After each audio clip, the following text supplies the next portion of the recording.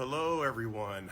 Good morning. So, I've been kind of shying away from TikTok because I've been very, very busy. I'm working on my MBA, my second master's degree, and with that, on top of my music, my 18th studio album, and my father, caring for my father, I've been kind of overwhelmed and also under the weather. So, those are like some of the reasons why I have been kind of like stepping away from TikTok. And plus, I needed a mental break because of all the ignorance that I see spewed on social media, especially TikTok. It's very disappointing and disheartening that people spend an inordinate amount of time spewing lies, canards, and falsehoods, as opposed to actually opening up a book and try to learn about their own history.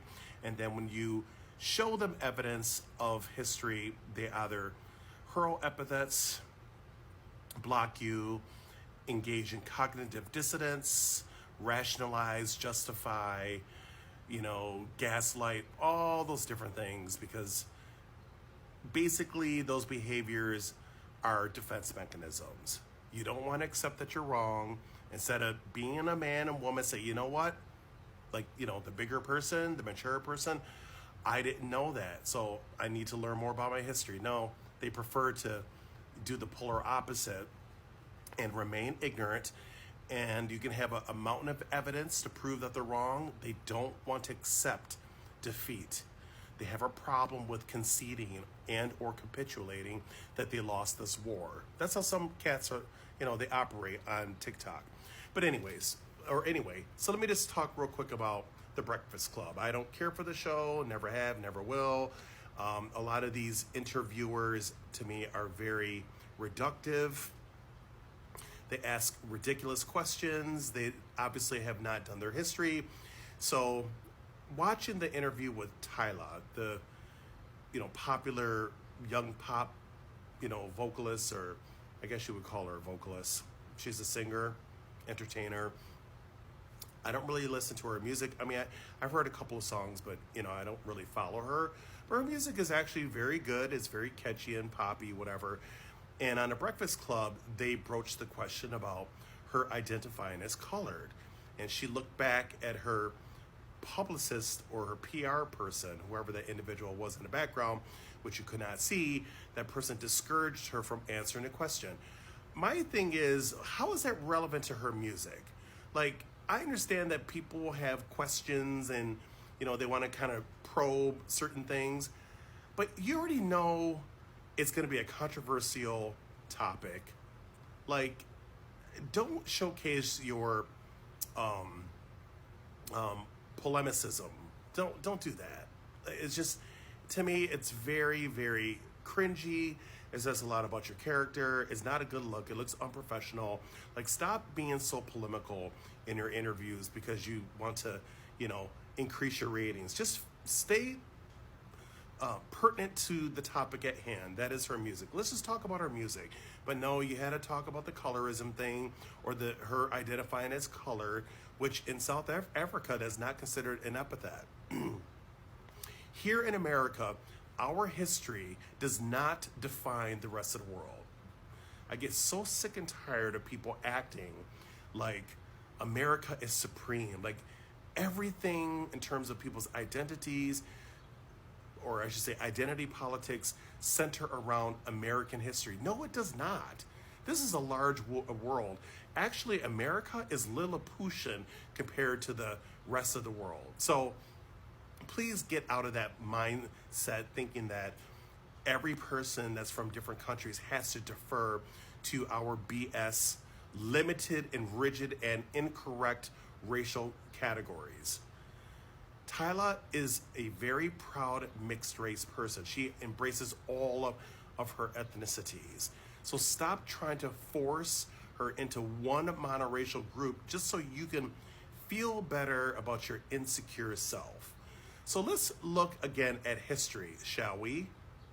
Now again, so we all know that slavery commenced, in terms of talking about chattel slavery in America, 1619, right? And it was abolished 1865. So these are the phenotype of the original West Africans that came here, okay? And they're part of my ancestors as well on my father's side. Those were the phenotype, right? So we're not gonna act like you don't see what African features are, West Africa, right? So tell me how the original Africans, which were not mixed, how Tyla is a black woman. That's Tyla. Those are her parents. He is clearly not a black man. Looks like he's Indian, like from India, and that's the mother. Now she looks mixed race, but she has an ambiguous phenotype. Well, the dad, for sure. Now I haven't seen his ancestry DNA test, but he clearly looks like he's of Indian origin. Now he may have some other things sprinkled in there. I don't know for sure. So again, I cannot verify nor validate that because I have not seen their ancestry DNA. But Tyla, beautiful family, by the way. She's clearly a mixed race woman. Where's the confusion here? That's a mixed race woman. How's that a black woman? And I was reading all these ridiculous comments on Instagram. And again, listen, I'm very proud of my black and European ancestry, both. But I tell you why I'm always making videos covering this ridiculous topic is because I read the same stuff on social media. Like, I don't know if we have an identity crisis with certain groups of people because they keep trying to impose that onto mixed race people. Oh, we're confused. No. How is she confused when she clearly told you she's a mixed race woman? And she is. So how is that confusion? Do you see two black parents? Absolutely not.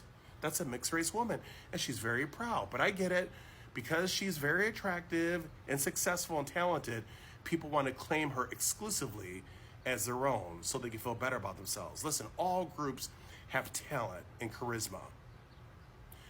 But stop imposing your insecurity upon mixed race people and trying to force them to identify something that they're clearly not. Like, it's just ridiculous that she would even have to answer a question on the Breakfast Club about her racial identity. How is that even relevant to her music? Like, ask more opposite questions, you know, things that are pertinent to her talent. Let's focus on that. But see, like I said, is you always got to consider the source.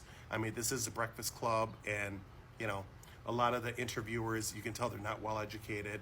Just the things that they say, oh, God, it's so cringy. So I guess in conclusion, or in closing here, I just want people to think before they speak.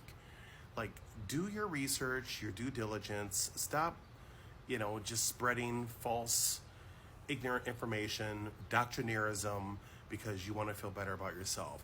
Do your research. Africa is a huge continent, okay, with thousands of different ethnicities.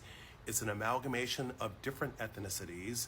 There's black Africans, there's Arabs, there's mixed race people such as her, there are whites, there's Indians, there's Asians from the Orient. It's a very diverse continent. Learn that. Soil doesn't always reflect DNA. You know, there's a thing known as migration, right? People do migrate. People do immigrate. People also exodus from one region to another. Like, learn your history and just come back with substance and intelligence. Because what I'm seeing on social media, it's embarrassing. It is embarrassing how some people are so insecure about themselves. They have to force a false label on someone else just so they can sleep better at night. Tyla's success is not going to trickle down to you. And by the way, identification is a Freudian defense mechanism. Look it up. Oh, I'm going to identify with her as being this or that because somehow you feel it's going to give you an upper hand, some kind of upward mobility. No, her benefits or privileges, successes, etc. is not going to trickle down to you, no matter how hard you try. Now, you have a blessed day.